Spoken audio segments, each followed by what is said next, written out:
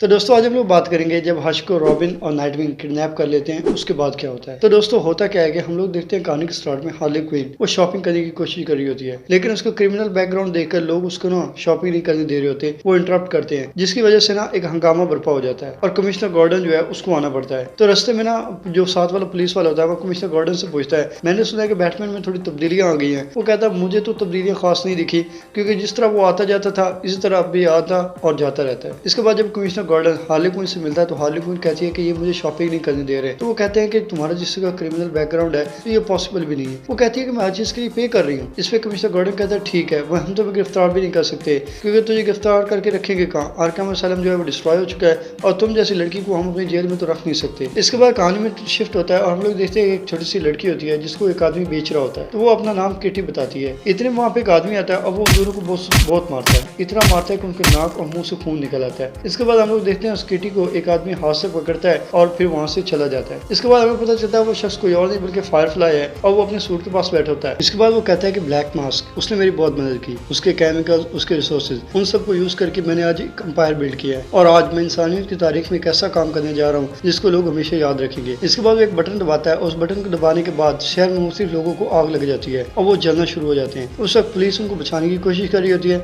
लेकिन बहुत ज्यादा मुश्किल हो जाता है क्योंकि वो आग में झुलस कर मर रहे होते हैं। इतने में हम लोग देखते हैं जो रॉबिन है वो हश के साथ बैठ के चेस खेल रहा होता है। तो हश कहता है मुझे पता लग गया तुम यहाँ क्यों आए हो, क्योंकि मेरा फेस तुम्हारे डैडी की तरह है और तुम बस अपना डैडी उसको लास्ट टाइम देखने के लिए आए हो। तो रॉबिन कहता है तुम जरा चुप करो। तो इधर में दिखाते हैं पूरे शहर में लोगों को आग लगी हुई है और रॉबिन होता है वो उनको बचाने के लिए वहां से निकल जाता है, जिस पे हश पीछे से बैठ कर सोच रहा होता है ये किसका काम हो सकता है, जोकर का या पेंगुइन का।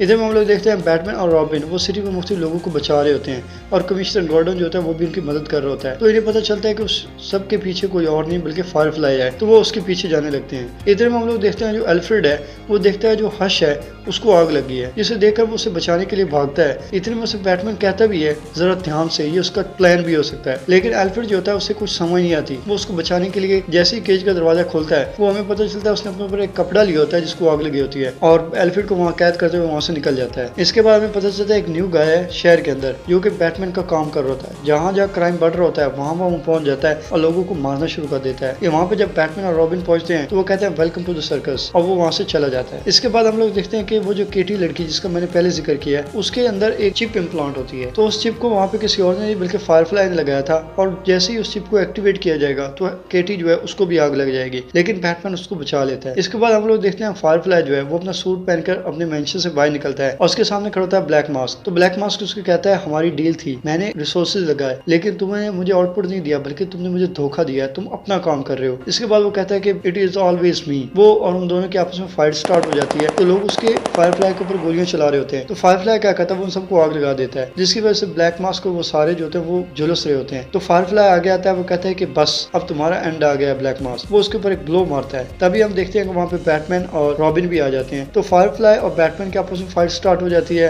और जो रॉबिन होता है वो ब्लैक मास्क को बचाने के लिए जाता है, लेकिन इतने में हम देखते हैं कि रॉबिन के पीछे से कोई आता है, वो उसे जोर से मुक्का लगाता है। हम लोग देखते हैं वहाँ पे विक्टर जास खड़ा होता है और वो ब्लैक मास्क को वहाँ से लेकर निकल जाता है, लेकिन रॉबिन को बहुत ज्यादा दुख होता है कि वो उसे नहीं बचा पाया। इधर फायरफ्लाई और बैटमैन इन दोनों के बीच फाइट हो रही होती है। तो बैटमैन क्या करता है, फायरफ्लाई के जो कंबंशन इंजन होते हैं वो उनको बस्ट कर देता है, जिसकी वजह से फायरफ्लाई उड़ नहीं सकता और बैटमैन उसको कैप्चर कर लेता है। इसके बाद वो सोच रहे थे कि आखिर हश कहाँ गया। तो हमें पता चलता है जो हश है उसने ब्रूस वेन का रूप लिया है और वो लोगों के सामने आ गया है। उसने एक प्रेस कॉन्फ्रेंस खड़ी की है। तो उस कॉन्फ्रेंस के अंदर कोई और नहीं बल्कि कमिश्नर गॉर्डन भी होता है और वो बहुत बड़ी न्यूज जो होता है उसको रिवील करने वाला होता है। इतने में हमें पता चलता है वो $1 बिलियन जो है वो डोनेट कर देता है। इसका जो पहला पार्ट है उसका लिंक डिस्क्रिप्शन के अंदर है, आप उसे चेकआउट कर सकते हैं।